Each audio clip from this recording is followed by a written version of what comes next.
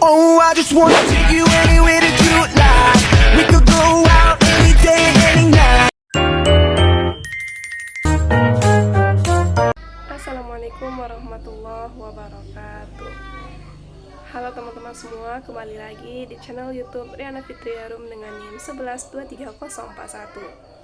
Kali ini saya membuat video tentang strategi mengajak Gen Z mempelajari Islam.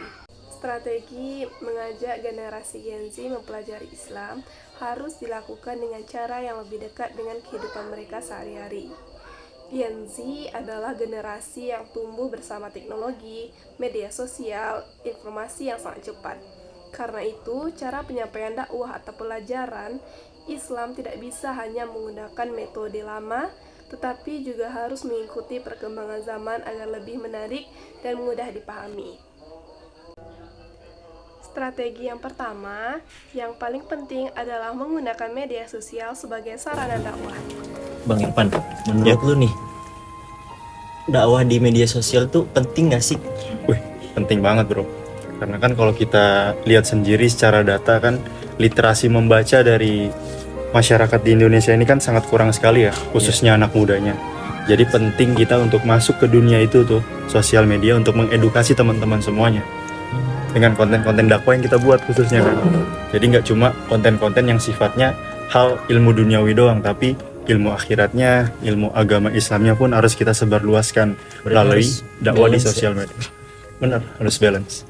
Nah, kita dakwah di sosial media itu bukan semata-mata kita orang yang paling baik, tapi kita itu sama-sama untuk belajar menjadi baiknya. Iya, benar banget. Oke, jadi ketika kita membuat suatu konten di media sosial, kita upload, nah itu bisa menjadi rem tuh buat diri kita sendiri ketika kita ingin melakukan suatu kesalahan atau kemaksiatan. Oleh karena itu, materi Islam bisa disampaikan melalui video singkat, konten, dan cerita kehidupan sehari-hari yang berkaitan dengan ajaran Islam. Dengan cara ini, generasi Gen Z akan merasa bahwa pelajaran Islam itu tidak membosankan dan bisa dipahami dengan santai. Dan strategi yang kedua adalah memberikan contoh nyata dalam kehidupan sehari-hari.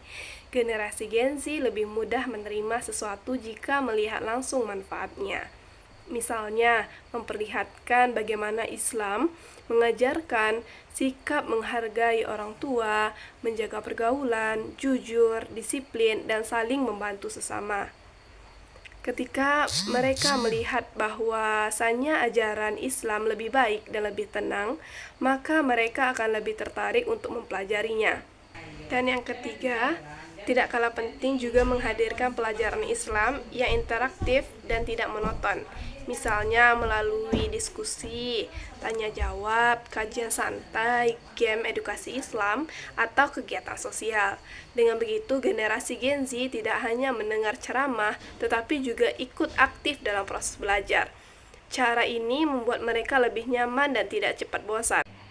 Dan yang keempat, figur atau influencer juga memiliki pengaruh besar terhadap generasi Gen Z. Banyak anak muda lebih tertarik mendengarkan orang yang mereka sukai atau kagumi. Karena itu, dakwah bisa dilakukan oleh tokoh muda yang memiliki cara penyampaian menarik, modern, dan tetap sesuai dengan syariat Islam. Kehadiran figur yang dekat dengan dunia anak muda dapat membuat pesan agama lebih mudah diterima.